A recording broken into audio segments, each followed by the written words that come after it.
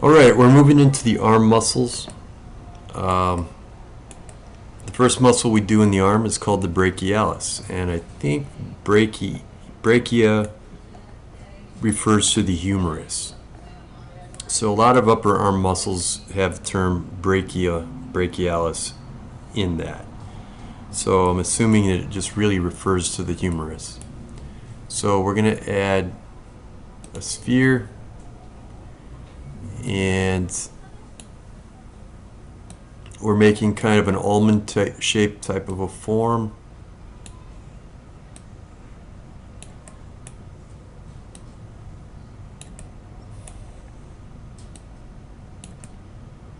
That attaches to the lower half of the humerus. So the point of origin is the lower half front part of the humerus, and the point of insertion is on the ulna. Right here, the coronoid process, and also a tuberosity of the ulna that should probably be showing right here somewhere, but it is not. So anyway, the muscle is flat. It doesn't have to be too flat. And let's move it into place.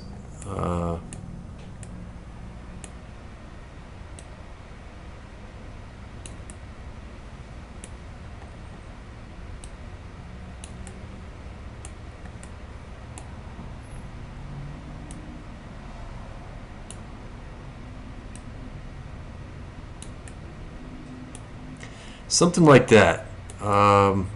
We could probably make it thinner on the bottom so we could get the pinch tool.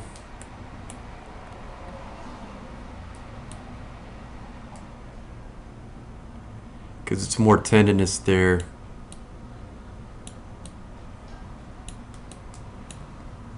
You could bring the pinch tool up here as well if you want. Get that move tool.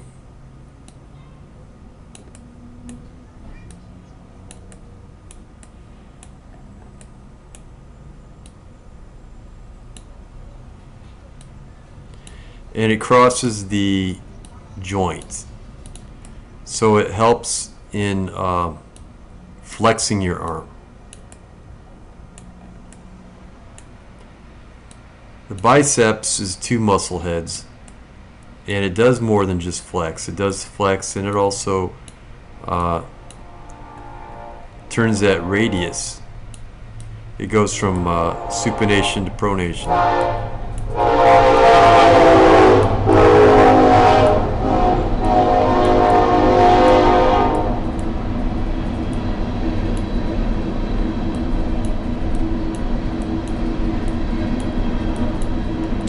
Alright, that train's a little early today. Actually, no, there's 1,000 trains that go by, and they're all on time apparently. So anyway, so I'm just flattening this out a little bit more.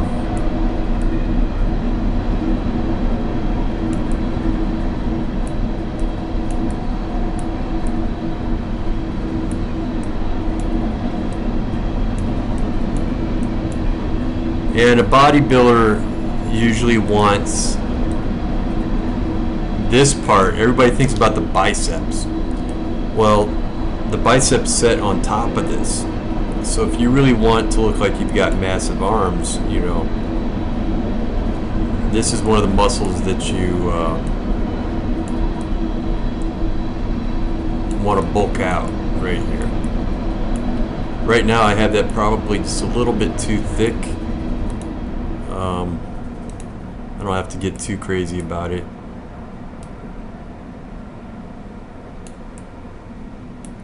So that's the brachialis muscle right there. And next is the biceps. Biceps is similar to this, so we might be able to get away with using it.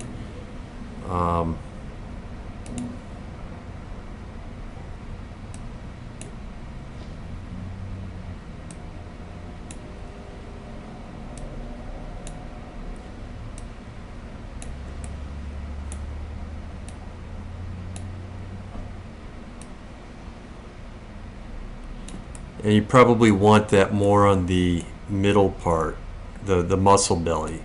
The origin is the coracoid process right up here and the top of the glenoid fossa. So one muscle head goes to the coracoid process, one goes over the bicipital groove and connects to the glenoid fossa. So let's see what we can do here.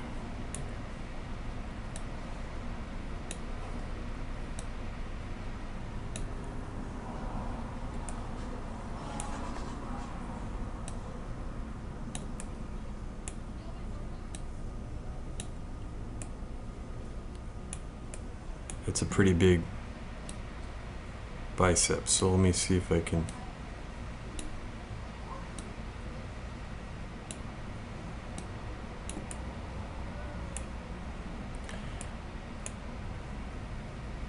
And we could shape that a little bit more.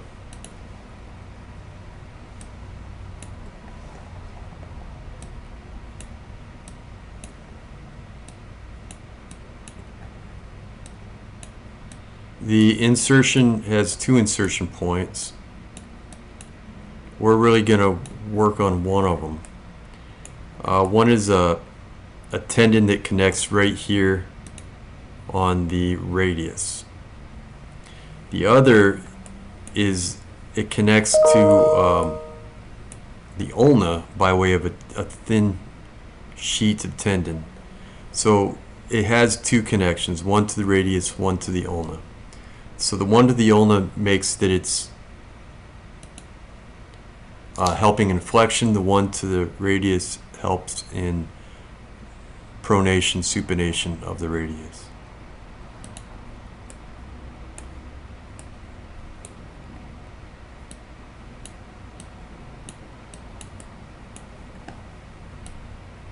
So let's get a copy of this one.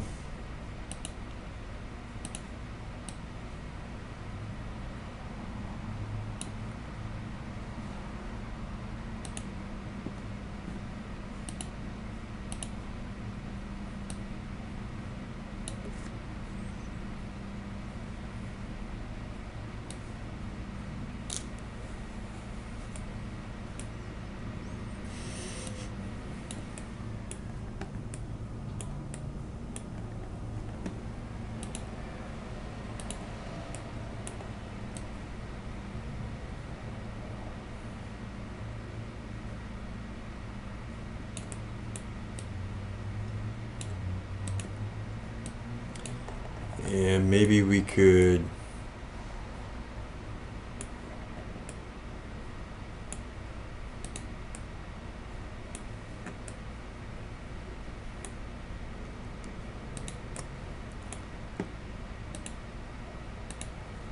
rotate those back a little bit more.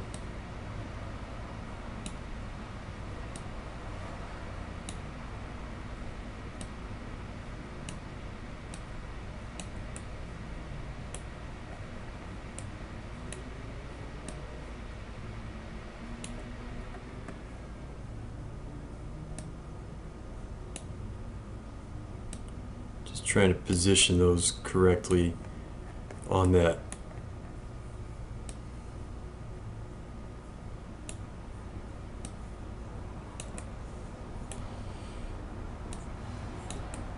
So what I'm going to do is I'm going to mesh those together, go to topology,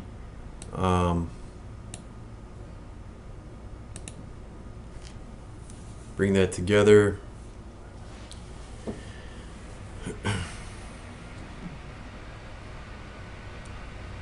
So mostly it shows up as one muscle form. But occasionally you'll find, so down here below it merges, it's pretty much one muscle form. Up higher as it moves towards its different points of origin, it has this kind of split. And we were lucky to have a student that it showed up pretty well on. And Believe me, that was pretty rare. He was not an athlete, nothing like that. It showed up on him pretty easily. It was like for that particular class, it was pretty amazing. So if I didn't see that, I wouldn't really be respecting that as a possibility. That was pretty helpful. Alright, so that's the biceps as they rest on the brachialis right there. And so now what we could do is we could finish out those tendons, and we could probably do that with a cylinder. So we'll try to do the insertion tendon first.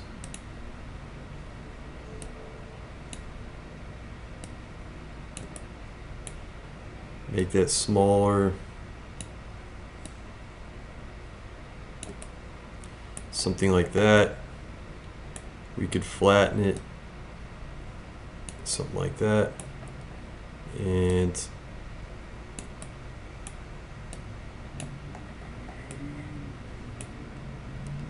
probably lengthen it. Wait.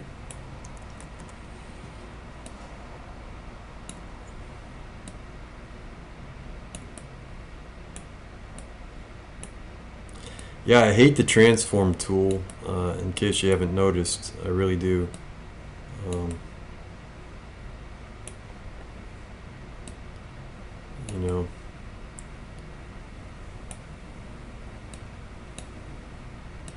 They'll change that. It's at some point. Let's see.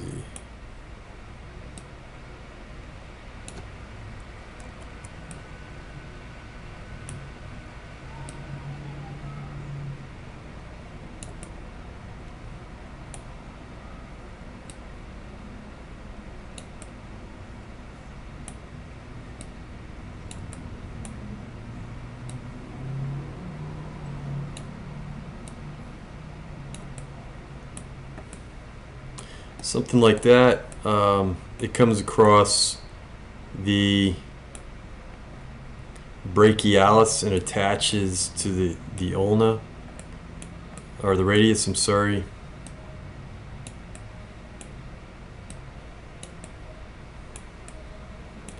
Let's see what I could do here.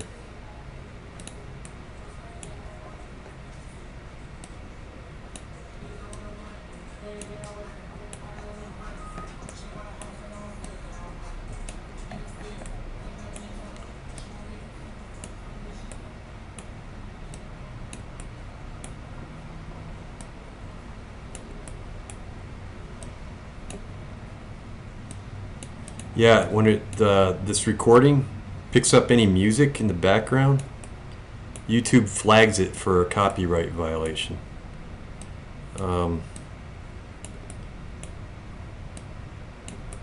So that somebody walking on the street with music, YouTube's gonna recognize that, and they'll flag it as copyright violation. It's like, whatever.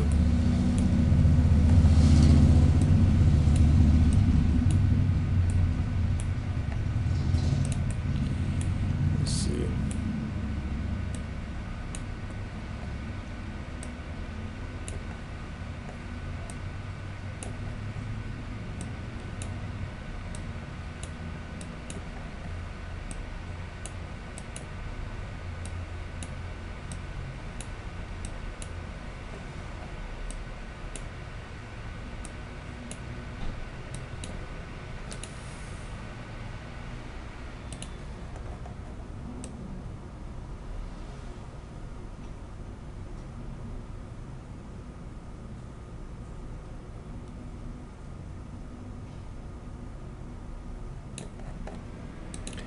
So, yeah, I'm just trying to make it look nice.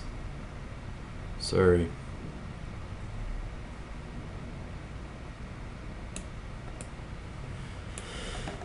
So there's that big tendon that comes across that right there.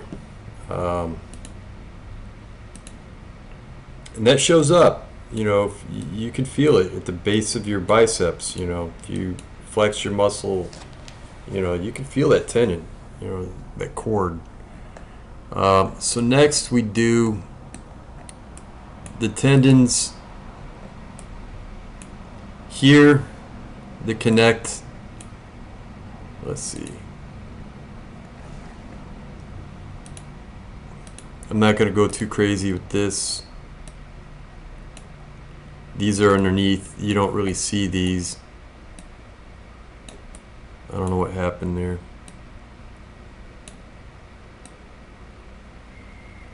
Okay.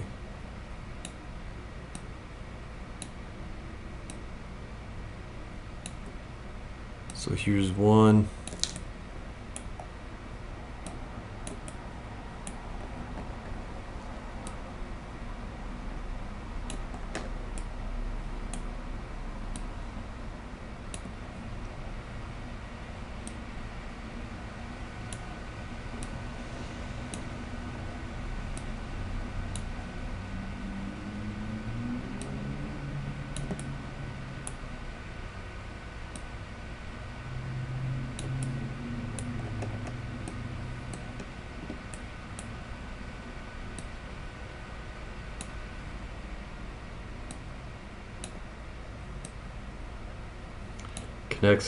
It connects there. Coracoid process.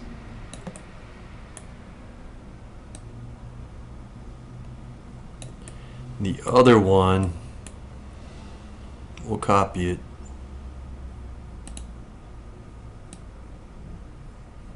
Goes over the bicipital groove, connects to the top of the glenoid fossa right here on the scapula.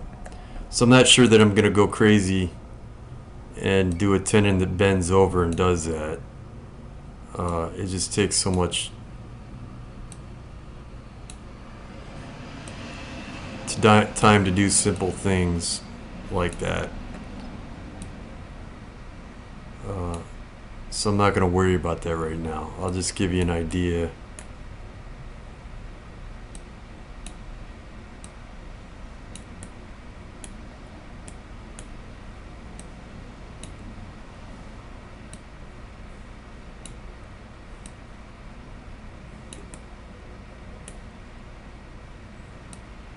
Goes over that. So there we have it.